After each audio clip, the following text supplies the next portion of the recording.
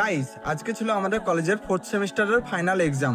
আর exam দিতে গিয়ে পুরো দিনটা কেমন কাটলো সেটাই আজকের ব্লগে দেখাবো, তাই ভিডিওটা শেষ পর্যন্ত দেখো। সকাল সকাল আমি আর আমার বন্ধুরা তাড়াতাড়ি রেডি হয়ে বাসে উঠে পড়লাম আমতলা যাওয়ার উদ্দেশ্যে।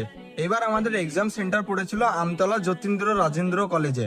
কলেজে পড়াশোনা মন দিয়ে করি বা নাই করি, কিন্তু বন্ধুদের সঙ্গে একসাথে এক্সাম দিতে যাওয়ার ফিলিংসটাই আলাদা।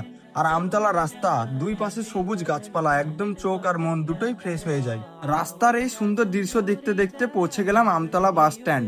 তারপর বাস থেকে নেমে উঠে পড়লাম আমাদের পার্সোনাল বিএমডাব্লিউতে। কিছুক্ষণের মধ্যে পৌঁছে গেলাম কলেজে। প্রথমে নোটিশ বোর্ডে গিয়ে রুম নম্বর দেখে নিলাম, তারপর ধীরে ধীরে হলের দিকে রওনা দিলাম। কলেজটাও কিন্তু দেখতে বেশ সুন্দর ছিল। আমি আর আমার চমলক্ষ বন্ধুরা 10% প্রিপারেশন আর 100% অ্যাটিটিউড নিয়ে এমন ভাবে হলের দিকে যাচ্ছিলাম যেন প্রশ্ন পেলে আজকে খাতা ফাটিয়ে দেব। তারপর সিট অনুযায়ী নিজ নিজ জায়গায় বসে এক্সাম শুরু। অনেক কষ্টে অনেক চিন্তা ভাবনা করে ফাইনালে এক্সাম শেষ করলাম। এক্সাম মোটামুটি ভালোই হয়েছে, শুধু একটা ছোট্ট প্রবলেম, সামনের বছর আবার যেন এই কলেজের ট্যুর দিতে না আসতে হয়।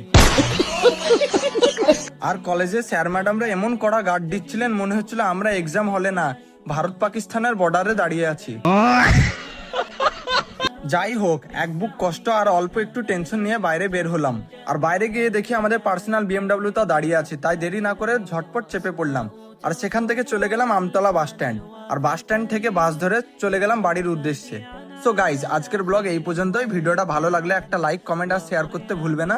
আবার দেখা হবে নেক্সট কোনো ভিডিওতে।